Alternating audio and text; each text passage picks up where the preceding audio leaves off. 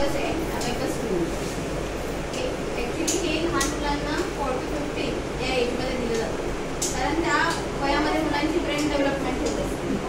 जर आपण बघितलं तर आपल्या मुलांची ब्रेन डेव्हलपमेंट त्या एजमध्ये होत असते, म्हणून हे त्या एजमध्ये दिलं जातं.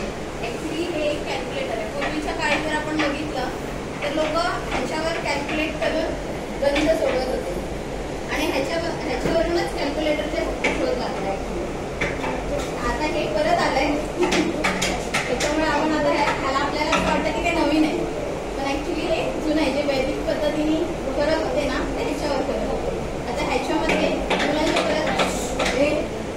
मुलांच्या बरेच स्किल डेव्हलप होतात. जसं आपण म्हणतो की मुलांचं कॉन्सन्ट्रेशन वाढतं, त्याच्यानंतर व्हिज्युअलायझेशन चांगलं होतं, फोटोग्राफिक मेमरी इम्प्रूव्ह होते मुलांची अजून, त्यानंतर स्पीड इम्प्रूव्ह होतं, ॲक्युरेसी येते.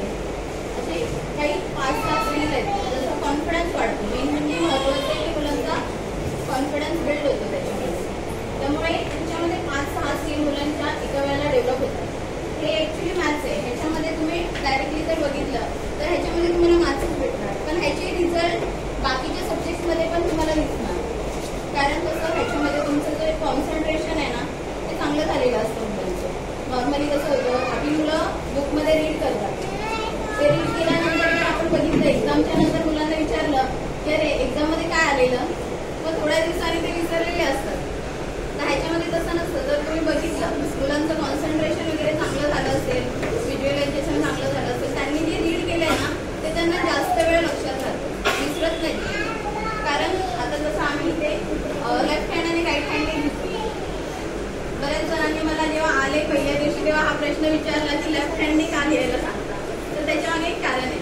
जेव्हा आपण नॉर्मली आपण काय करतो, मुलांना सांगतो राईट हँड यूज करा, तर हळूहळू काय होतं, लहानपणी जर आपण बघितलं मुलं ऍक्टिव्ह असतात जेव्हा दोन्ही हाताने ऍक्टिव्हिटीज करत असतात, आणि हळूहळू आपणच त्यांना ती सवय लावतो की नाही तुम्ही राईट हँडने लिहा, राईट हँड यूज करा, लेफ्ट हँड यूज करू नका. त्यांचा जो लेफ्ट हँडचा यूज ना हळूहळू लेफ्ट हँडचा यूज हळूहळू कमी होतो आणि ते फक्त राईट हँड यूज करतात. म्हणजे जेव्हा राईट हँड यूज करतो ना तेव्हा आपला लेफ्ट ब्रेन ऍक्टिव्ह असतो, आणि जेव्हा आपण लेफ्ट हँड यूज करतो तेव्हा आपला राईट ब्रेन ऍक्टिव्ह असतो. आणि जेव्हा आपण दोन्ही हाताने लिहितो ना तेव्हा आपले दोन्ही ब्रेन ऍक्टिव्ह होतात. जे त्याच्यामुळे काय होतं, मुलांचं जे आपण लक्षात ठेवणं जे वाचलेलं आहे ते लक्षात राहतं. किंवा क्रिएटिव्ह जी मेमरी असते, जसं आपण म्हणतो काही काही मुलांना बघा ड्रॉइंग करायला आवडतं, अभ्यासात इंटरेस्ट असतो, तसं ह्याच्यामध्ये कसं होतं की ते दोन्ही ब्रेन ऍक्टिव्ह झाल्यामुळे त्यांना तेवढी हेल्प होते पुढे लक्षात ठेवायला वगैरे. तर ह्याच्यामध्ये कसं आहे, स्टार्टिंगला ॲबॅकस आहे, ह्याच्यावर आम्ही पहिलं त्यांना 1 to 100 काउंटिंग शिकवतो. त्याच्यासाठी प्रॉपर फिंगर्स असतात. जसं आता लेफ्ट हँड आहे, लेफ्ट हँडने ते कसं होल्ड करायचं, किंवा राईट हँडमध्ये पेन्सिल कशी होल्ड करायची, लोअर बीडसाठी कोणते फिंगर वापरायचे, अप्पर बीडसाठी कोणते फिंगर वापरायचे. ते फिंगर पहिल्यांदा कसं होतं की स्टार्टिंगला आपल्याला सवय नसते लेफ्ट हँडची, मुलं कंटाळा करतात लेफ्ट हँडने करायला, नाही जमते नाही जमते.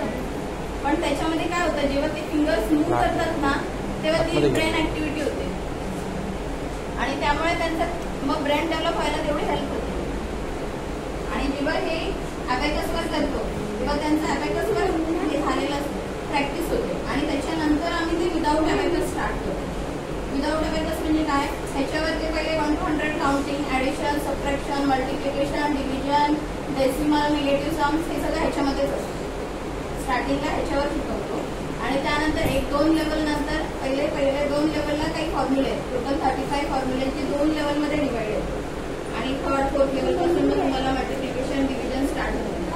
आणि त्याच्यानंतर जेव्हा स्टार्टिंगला आम्ही 2 लेवल घेतो ना तेव्हा त्यांना विदाऊट अबॅकस नाही सांगतो, कारण तोपर्यंत त्यांना ही स्लेट माइंडमध्ये सेट होत नाही ना तोपर्यंत त्यांना शिकवत नाही. आता आज जेव्हा मी घेतलं ना तर ह्यांना पहिलं 1 to 9 क्लिअर केलं. आता समर कॅम्पमध्ये जे घेतलं होतं ना त्यामध्ये स्टार्टिंगला त्यांना अबॅकस पहिल्या दिवशी एक्सप्लेन केलं, दुसऱ्या दिवशी त्यांना थोडेफार सम दिले असतील. तुम्ही जर पेपर बघितले असतील मुलांचे घरी आणलेले तर त्याच्यामध्ये आहे बघा, beds to number, numbers to beds, त्यानंतर काही ॲडिशन, सबट्रॅक्शन दिले, 0 to 9 नंबर दिले, त्यांना अबॅकसवर करायला सांगितलं, आणि आज विदाऊट अबॅकस पण त्यांना एक्सप्लेन केलं. तर ते करत होते, म्हणजे ते तुम्ही जेव्हा स्टेप बाय स्टेप करणार ना तेव्हा होणार. आता ह्याच्यामध्ये कसं आहे, 2 लेवल चालू करतो. त्याच्यासाठी चालू करतो की ते सुरुवातीला कसं होतं की बेसिक मुलं काय करतात, बाहेर करतात. ॲबॅकस येत आहे ना, मग विदाऊट ॲबॅकस. आणि बऱ्याच वेळेला कसं होतं, जी मुलं मोठी असतात ना एज वाईज, त्यांना कसं नाही आम्हाला 1+2 किती ते आम्हाला माहिती आहे ना, आम्ही डायरेक्ट लिहितो. पण तसं नाहीये, तुम्हाला ते ॲबॅकसवरच करायचं. कारण आता ठीक आहे, जेव्हा तुम्ही सिंगल डिजिट आहे, डबल डिजिट आहे करू शकता, पण जेव्हा तुमचे नंबर्स ऑफ डिजिट वाढतात, 3 डिजिट 4 डिजिटचे नंबर येतात, तेव्हा कसं करणार? मग तेव्हा ती स्पीड नाही राहत. त्याच्यामुळे स्टार्टिंगपासूनच आम्ही ह्याच्यावर करतो. आणि नॉर्मली जरी समजा तुम्ही कंटिन्यू करणार असाल त्यांच्यासाठी सांगते, जरी मुलं घरी करत असतील ना, तरी तुम्हाला ते स्टार्टिंगला थोडे दिवस बघावं लागतं. ते फिंगर तर काउंट करत नाही येत ना, ॲबॅकसवर करतात ते नाही, पण तुम्हाला बघावं लागणार. आता हे सगळं हे फक्त ॲबॅकसबद्दल मी एक्सप्लेन केलं. आता ह्याच्यामध्ये कॉम्पिटिशन्स असतात. प्रत्येक ह्याच्या टोटल 9 लेवल असतात. फर्स्ट लेवल असते ती 3 to 4 मंथची असते. फर्स्ट लेवल थोडं लेंदी असते, कारण मुलांना ॲबॅकस पहिलं स्लेट समजली पाहिजे. त्यानंतर त्याच्यावर ॲडिशन सबट्रॅक्शन करायला थोडा वेळ जातो. त्यामुळे फर्स्ट लेवल काही काही मुलांना जास्त वेळ लागतो. आणि बाकीच्या सगळ्या लेवल आहेत त्या 3 मंथ्सच्या. त्यानंतर ह्याच्यामध्ये प्रत्येक लेवलची एक्झाम होते. प्रत्येक लेवलचं सर्टिफिकेट येतं. ॲक्च्युली मी फ्रेंचायसी घेतली